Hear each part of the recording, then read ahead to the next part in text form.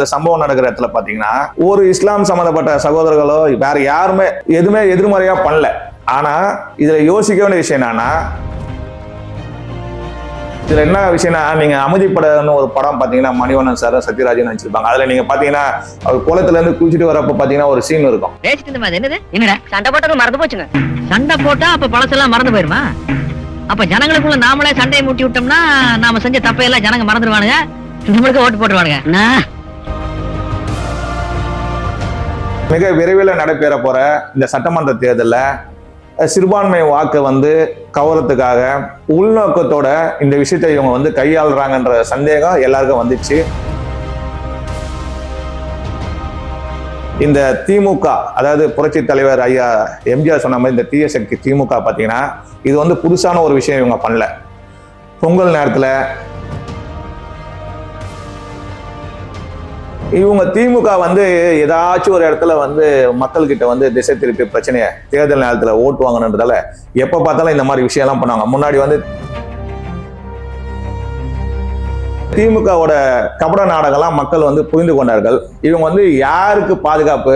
திமுக அவங்க குடும்பம் சம்பந்தப்பட்டவங்க, அவங்க சம்பந்தப்பட்ட ஆளுக்கு மட்டும்தான் பாதுகாப்பு. ஒரு அரசாங்கம் ஒரு திட்டத்தை போட்டா மக்களோட வரி பணத்துல அந்த திட்டத்தை அவங்க ஆட்சி காலம் முடியறதுக்குள்ள முழுமையா வழி நடத்தணும். இதுல வேதனையான விஷயம் என்னன்னா, உள்ளாட்சித்துறை அமைச்சர் இருந்தவர், அதாவது இன்னைக்கு முதலமைச்சர் மாண்புமிகு ஸ்டாலின் அவர் தான் முன்னாடி ஒரு காலத்துல இதுக்கு உள்ளாட்சி பிரிவோட அமைச்சரா இருந்தாரு. சிகப்பு நாடா நேயர்களுக்கு வணக்கம். இன்றைய சிறப்பு நேர்காணல்ல சிறப்பு விருந்தினரா பாஜக சிறுபான்மையினரணி மாநில பொதுச் செயலாளர் ஜான் பீட்டர் அவர்கள் வந்திருக்காங்க. வணக்கம் சார். வணக்கங்க. எப்படி சார் இருக்கீங்க? நல்லா இருக்கிறேங்க. இப்ப எல்லாரும் ரொம்பவே பரபரப்பா பேசப்பட்டு இருக்க ஒரு விஷயம் திருப்பரங்குன்றம் தீபம் தான். அந்த தீபம் விவகாரத்தை பத்தி உங்க கருத்து என்ன சார்? வணக்கங்க.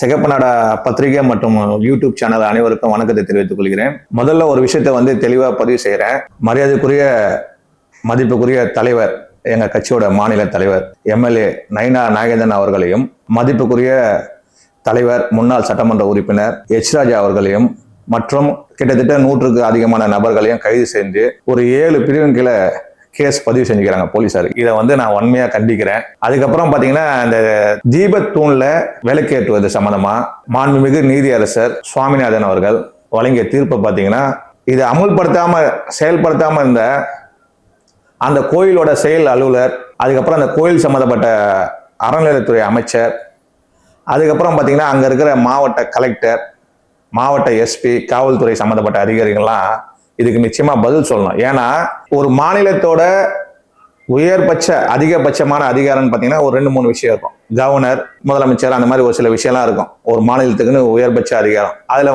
ரொம்ப முக்கியமானது பாத்தீங்கன்னா உயர்நீதிமன்றம். அப்படிப்பட்ட அதிகபட்ச அதிகாரம் கொண்ட உயர்நீதிமன்ற தீர்ப்பே இவங்க அவமானம் செய்யறாங்க, அவமதிப்பு செய்யறாங்கன்னா இவங்களை நிச்சயமா சட்டம் கேள்வி கேட்கணும். இவங்களை சட்டத்தை முன்னாடி நின்று இதுக்கான விளக்கத்தை கேட்டு இவங்களுக்கு தண்டனை கொடுக்கணுன்றதை இந்த சேனல் மூலமா தெரிவித்துக் கொள்கிறேன்.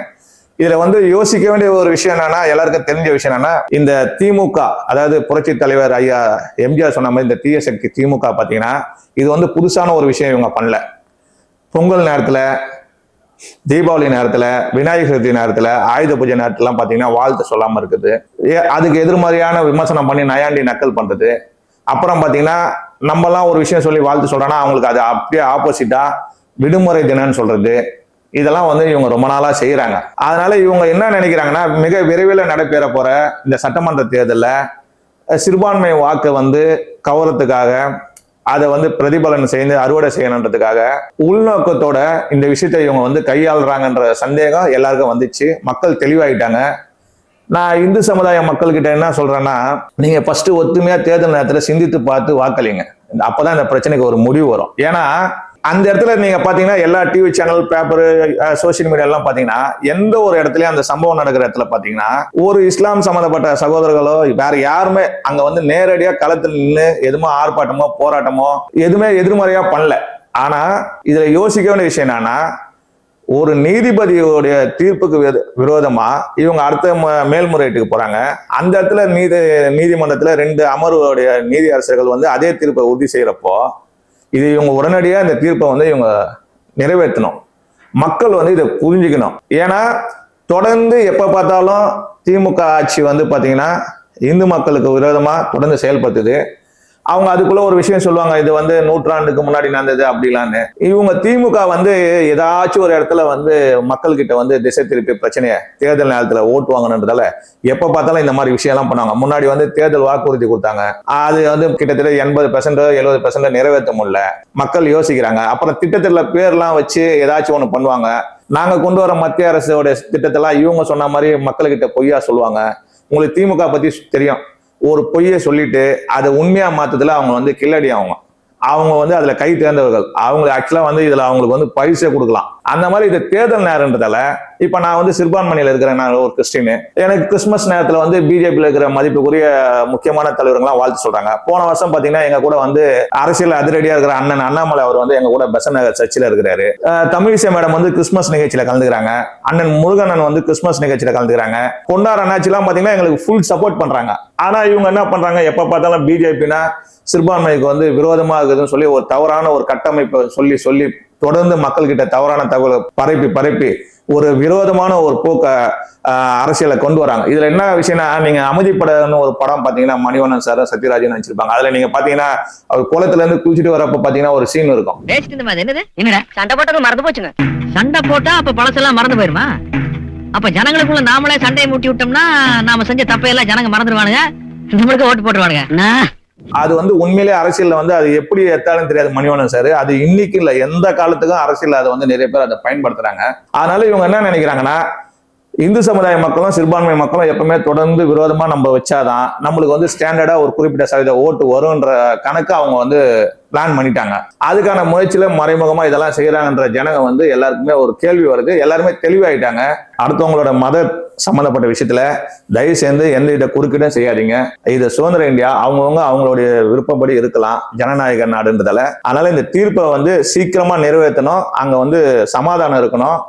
அதே மாதிரி இந்த திமுகவோட கபட நாடகம்லாம் மக்கள் வந்து புரிந்து கொண்டார்கள். இவங்க வந்து யாருக்கு பாதுகாப்பு? திமுக அவங்க குடும்ப சம்பந்தப்பட்டவங்க, அவங்க சம்பந்தப்பட்ட ஆளுக்கு மட்டும்தான் பாதுகாப்பு. அதனால இது கட்டாயம் வந்து நீங்க இது வந்து மக்கள் தெரிந்து கொண்டாங்க. விரைவில் நல்லது நடக்கும். சட்டம் தன் கடமை செய்யுங்க. அதனால தூண்ல தீபம் ஏத்துன்றது வந்து கட்டாயம் நிறைவேறணும். இப்ப மக்கள் எல்லாமே என்ன பேசிட்டு இருந்தாங்கன்னா, அந்த 4000 கோடி என்னாச்சு அப்படின்னு சொல்லி கேட்டுட்டு இருந்தாங்க. இந்த டிட்வா புயலால மக்கள் எந்த அளவுக்கு பாதிக்கப்பட்டிருக்காங்க, இதை பத்தி பேசினதை வந்து மறைக்கிறதுக்காக தான் இப்ப புதுசா இந்த ஒரு பிரச்சனையை எடுத்துட்டு வந்திருக்காங்களா? நான் அதான் சகோதரா சொன்னேன் உங்ககிட்ட, திசை திருப்பத்துல அவங்க வந்து கில்லடி, அவங்க கை திறந்தவர்கள்.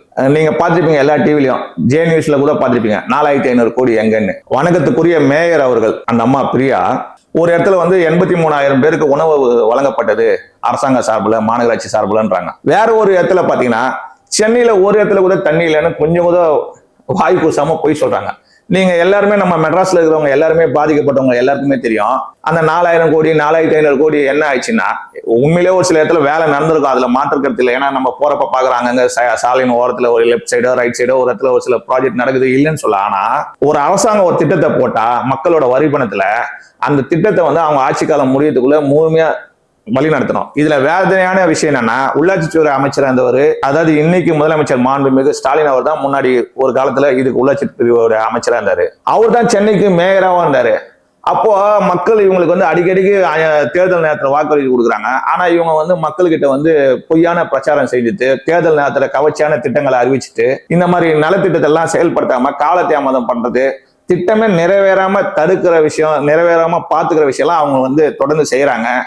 இப்போ வந்து சராசரியா ஆகி போச்சு. சென்னையில வந்து எந்த புயல் வந்தாலும் மழை சீசன்ல சென்னை மக்கள் வந்து கண்ணீரோட இருக்கிறாங்க. இது வந்து நம்ம வந்து பாடம் கத்துக்கணும். அதுவும் இல்லாம அரசாங்கம் வந்து தன்னுடைய திட்டத்தை எல்லாம் தெளிவா மக்கள்கிட்ட கொண்டு செல்றப்போ அதை முழுமையா முடிக்கணும்ன்ற எண்ணம் அவங்களுக்கு வரணும். ஏன்டா ஓட்டு போட்ட ஜனங்க வந்து நம்மள கேள்வி கேட்பாங்க, மக்களோட வரி பணம் இது, நம்ம முழுமையா இந்த திட்டத்தை நிறைவேற்றி அவங்களுக்கு வந்து யூஸ்ஃபுல்லா இருக்கணும் அப்படின்னு சொல்லணும். இதை வந்து நீங்க மாநகராட்சி அதிகாரிகிட்ட தான் கேட்கணும். ஏன்னா மோட்டரை வச்சு தண்ணி எடுக்குதுன்னா ஏதோ அப்போ நீங்க பேசாம நீங்க இந்த திட்டம்லாம் போடாம வீட்டுக்கு ஒரு மோட்டர் கொடுத்துலாமே, ஒரு ஓஸ் பைப் மாதிரி கொடுத்து மோட்டர் கொடுத்துட்டு தண்ணி வந்தா நீங்களே எடுத்து ரோட்ல விட்டுருங்க. அது வந்து அந்த மழைநீர் வடிகாலோ இல்ல காவலோ எங்க போகணுமான்னு. அதனால இதை வந்து மாண்புமிகு முதலமைச்சர் அவர்கள் கவனம் செலுத்தி இதை சீக்கிரமா நல்ல முறையில முடிச்சு அடுத்த மழைக்காச்சும் மக்களை பாதுகாக்கணும்னு சொல்லி வேண்டுகோள் விடுக்கிறேன். இப்போ இந்த 4000 கோடி ஊழல் பண்றாங்க, இதுக்கு முன்னாடி எத்தனையோ ஊழல் பண்ணியிருக்காங்க.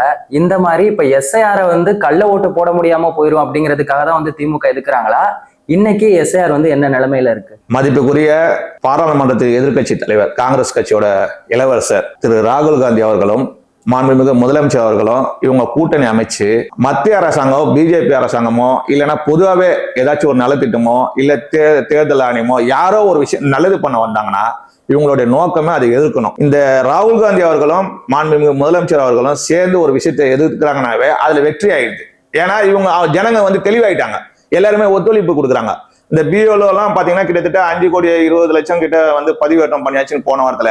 அப்புறம் வந்து சமீபத்துல முந்தா நாள் ஒரு மீட்டிங் வச்சாங்க அங்கங்க ஜோனல் லெவல்ல, மண்டலம் லெவல்ல. அதுல பாத்தீங்கன்னா ஒரு நபருக்கு 2 விதமான வாக்குப்பதிவு, இரட்டை வாக்குப்பதிவு, முகவரி மாற்றம், அதுக்கப்புறம் இறப்பு சம்மந்தப்பட்டது அப்படின்னு பாத்தீங்கன்னா உதாரணத்துக்கு மயிலாப்பூர் சட்டமன்ற தொகுதியில பாத்தீங்கன்னா 88,000 பேர் அதுல இருக்கிறாங்க வராம, அந்த மாதிரி நீக்கப்பட்டிருக்குது. அந்த மாதிரி வட சென்னையில பாத்தீங்கன்னா ஒரு சட்டமன்ற தொகுதியில 32,000 பேர், ஒரு இடத்துல 24,000 பேர், இப்ப மாறி வந்து அது இன்னும் கொஞ்சம் கூடும் இறங்கும். ஏன்னா அது வந்து அப்டேட் பண்றப்பதான் இது பண்ணோம். இவங்க உச்சநீதிமன்றத்துக்கு போனாங்க, என்ன பண்ணாங்க, அதெல்லாம் ஒன்றும் பண்ண முடியாதுன்னு கோர்ட் சொல்லிட்டாங்க.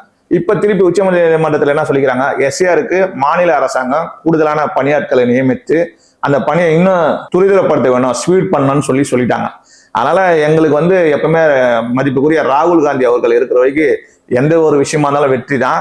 நிதியமைச்சர் அம்மையார் நிர்மலா சீதாராமன் பத்திரிகைகளை சந்திக்கிறப்போ ஒரு விஷயத்த சொன்னாங்க. அதுல வந்து முதலமைச்சரோட தொகுதியிலே எத்தனை ஓட்டு இருக்குதுன்னு தெளிவுபடுத்திட்டாங்க. அதுக்கப்புறம் நம்ம இதை பத்தி எதுவும் சொல்ல வேணாம், ஏன்னா ஜனங்க தெளிவாயிட்டாங்க. பாஜக சிறுபான்மையினர் அணி மாநில பொதுச் செயலாளர் ஜான் பீட்டர் அவர்களோட உரையாடினதுல ரொம்ப மகிழ்ச்சி. வேறொரு நிகழ்ச்சியில வேறொரு சிறப்பு விருந்தினரோட நம்ம மீண்டும் சந்திக்கலாம். நன்றி, வணக்கம்.